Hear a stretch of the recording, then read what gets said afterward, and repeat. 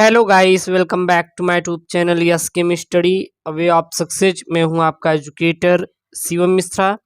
यदि आप class 12th Hindi में, जी हां, कक्षा 12वीं हिंदी में यदि आप 100 में कितना 100 में 90 नंबर चाहते हैं, क्योंकि 100 में 100 लाना काफ़ी डिफ़िकल्ट होता है, इसलिए हम 90 नंबर ले रहे हैं। अगर 90 नंबर लेके आना चाहते हैं तो इस वीडियो को बिल्कुल देखें और पूरा देखें। इसमें पूरे टॉपिक को मैंने कवर किया है कि कहाँ से कितने अंक आपको यूपी बोर्ड परीक्षा 2022 में पढ़ के जाना है।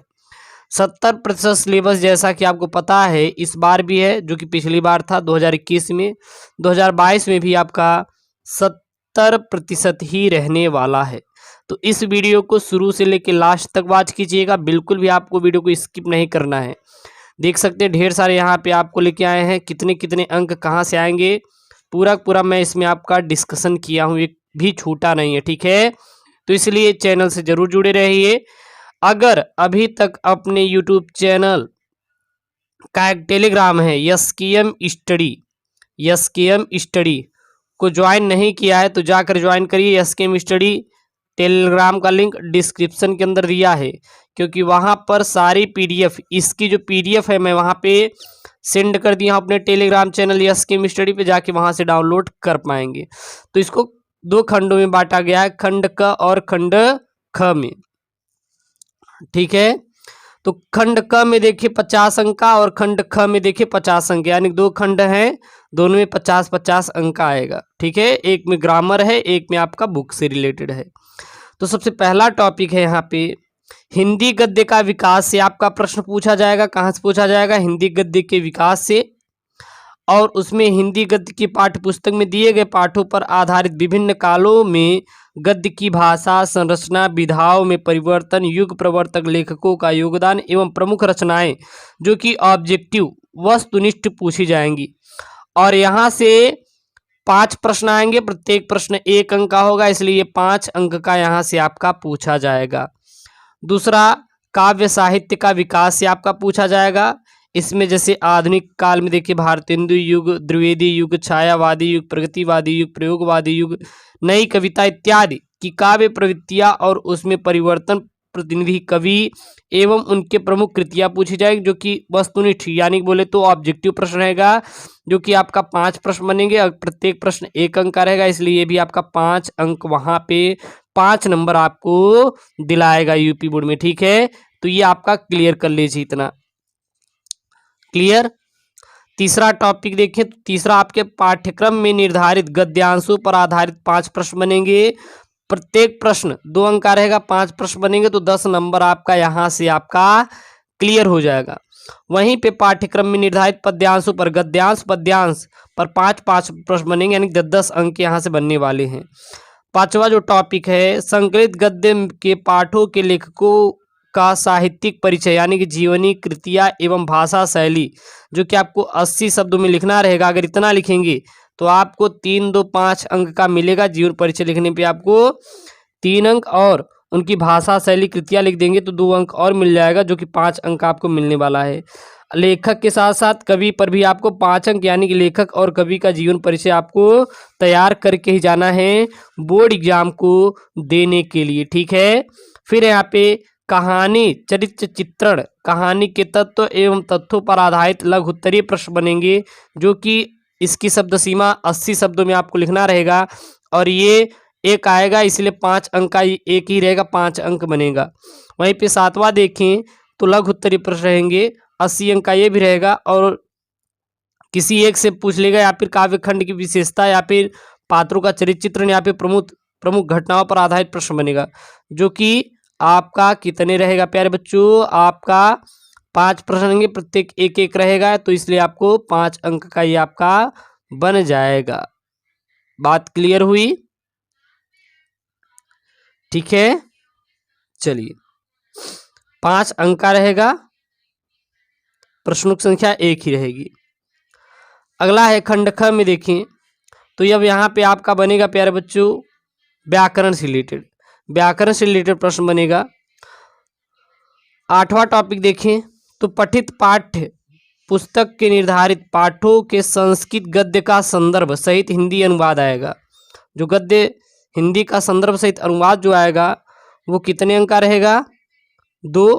अगर गद्य लिखेंगे उसका संदर्भ रहेगा, संदर्भ 2 अंकों का रहेगा और उसका जो हिंदी अनुवाद रहेगा वो 5 अंकों, यानी कि पूरा पूरा आपको 7 अंक यहाँ से क्लियर होने वाले हैं। इसलिए उसको आप तैयार करके जाएं, 7 अंक मिलेंगे।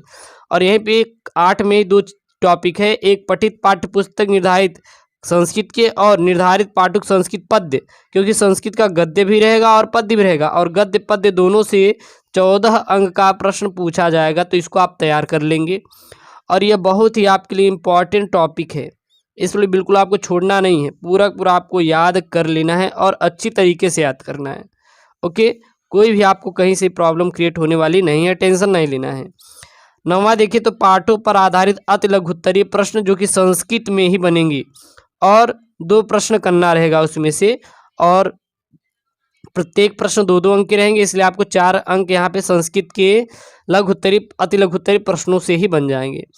काव्य सौंदर्य से कौन कौन से, जैसे कि सभी रस आपके पूछ लिए जाएंगे। अब सभी रस में से कोई एक ही रस आ जाएगा, वहाँ पे रहेगा सभी लेकिन एक का ही देना रहेगा, उसकी परिभाषा लिखने के लिए दे देगा। साथ ही उदाहरण एवं पहचान इसको कर लेंगे तो आपका 2 अंक आपको यहाँ से मिल जाएगा। अलंकार से में कौन कौन सा आएगा? शब्दालंकार, अनुप्रास, यमक, श्लेष, इसकी परिभाषा और उदाहरण याद कर लेंगे।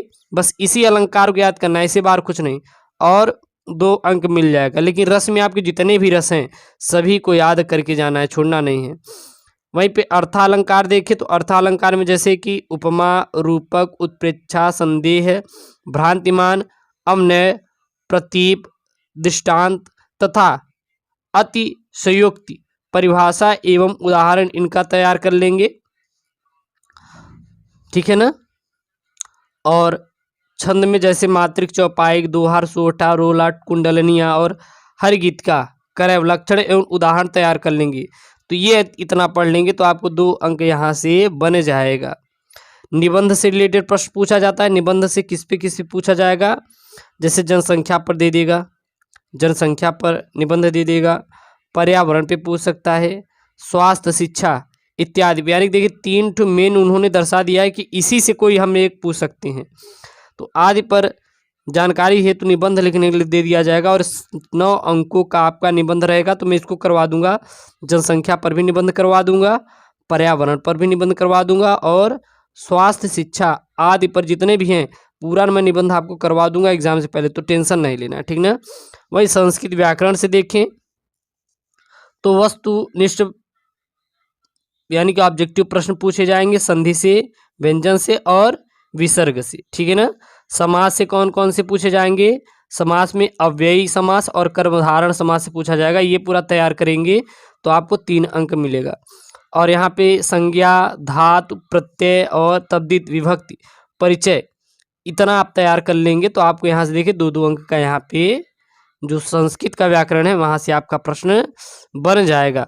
तो जितना यहाँ पे टॉपिक क्लियर करे हैं बस आपको इसी को पढ़ के जाना है, इससे बाहर आपको बिल्कुल पढ़ के जाना नहीं है। अब कहेंगे सर कहानी किसके किसके पढ़ के चले जाएं, तो चलिए कहानी बता देते हैं। जैसे कि आप पंचलाइट की पढ़ लेंगे, बहादुर की पढ़ लेंगे और कर्मनाश की हार की पढ़ लेंगे, बस इतना ही आपको पढ़ के जाना है। इससे बाहर कोई भी कहानी आपको पढ़ने की ज़रूरत नहीं है। ये नहीं कि पूरा पूरा पढ़ लें वहाँ पे, क्योंकि वो आएगा नहीं, इसलिए पढ़ने की ज़रूरत नहीं है। गद्य से क्या क्या आपको पढ़ना है? गद्य में केवल आपको यही पढ़ लेना है, वासुदेव शरण अग्रवाल का राष्ट्र का स्वरूप, अशोक के फूल, सिद्धांत, नीति, भाषा और आधुनिकता, ये गद्य से पढ़ लेंगे। और काव्य खंड में क्या क्या पढ़ लेंगे? जैसे तेजस्वी मन के संपादिकरण, प्रेम माधुरी, गंगातरण, पवन दूत का, कैकेयी, श्रद्धा मनोहर, बादल राग पढ़ लेंगे। और कौन को पढ़ लेंगे? और पढ़ लेंगे नौका विहार, बापू प्रति गीत और अभिनय मनुष्य और मैंने आहुति बनकर देखा। तो इतना पढ़ लेंगे। अगर ये सब पूरा पढ़ लेंगे तो आपका 90 अंक 100 में से क्लियर हो जाएगा। तो ये पूरा टॉपिक है, इसमें इससे बाहर एक भी आने वाला नहीं है। इसको पूरा पूरा आप पढ़ के जाएंगे। ऐसी वीडियो चाहे तो चैनल को जरूर सब्सक्राइब करें। इसका PDF Telegram channel SKM study पे सेंड कर दिया, जाके डाउनलोड कर लें। ओके दोस्तों, थैंक यू, जय हिंद।